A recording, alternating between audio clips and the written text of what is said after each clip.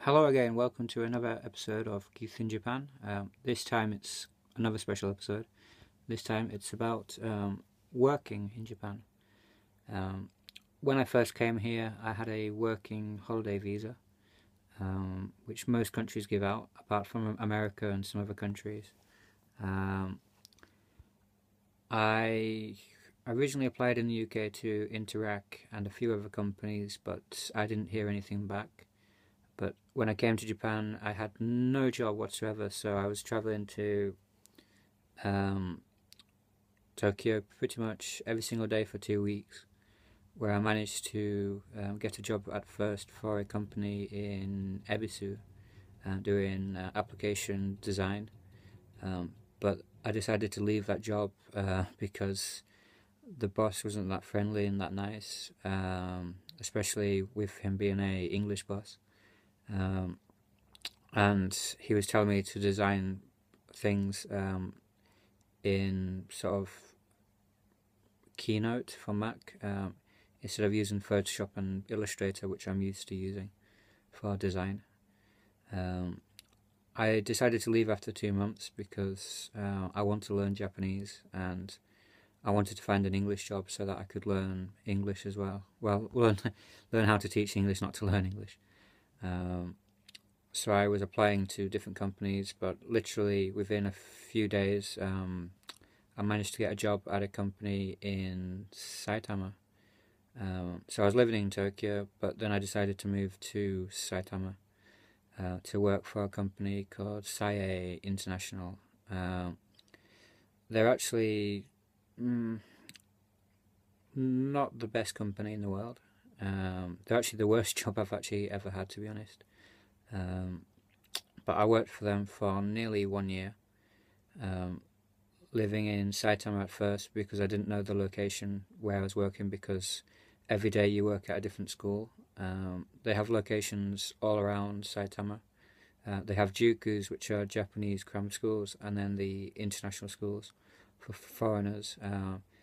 They kept changing the goalposts most of the time, saying you had to make your lessons fun, be fun, fun, fun. You're an English coach as well, not an English teacher. And then they sort of changed it, and then I had a bad time with the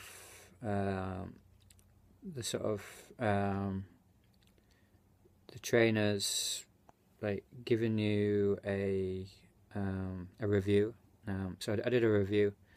The trainer seemed okay at the time, but the review was really, really bad about my teaching style. Although I don't think I'm too bad, but you never know really. But I was trying to make the lessons fun, and then they changed the goalposts to make the lessons more vocab based, teaching Aiken English. But other than that, the job was sort of not too bad, but when you weren't working, teaching, you had to do office work, which meant folding pieces of paper, going posting to letterboxes around the area at different times of night. Even in the cold, I had to go out doing the posting to places where they have signs saying you're not allowed to post junk mail here. So some places I didn't know what the Japanese was for that. But I did all that, and then finally I was able to escape. The best thing about the job really was some of the teachers were really nice, and sometimes I met some nice managers of the place. There's one manager who was really good in one of the schools. The others, you can't really tell if they're two-faced or not. You also, when you work at the company, you have to say yes. You have to agree to everything. You can't not agree. You have to go to training meetings every 2 weeks, and one big training meeting once a month.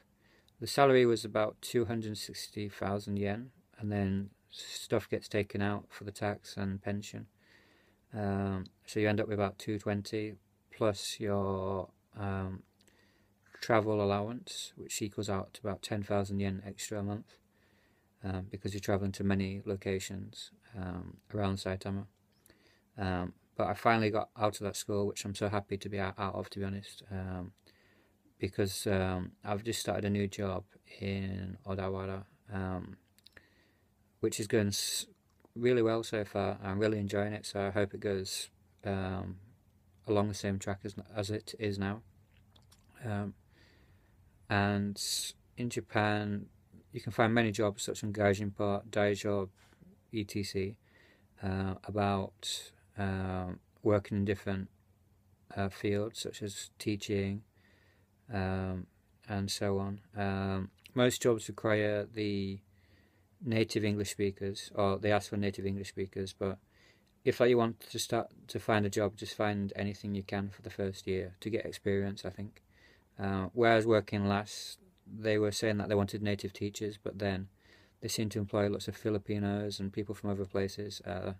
The Filipino teachers are really, really nice, really friendly, but it's just not a native teacher.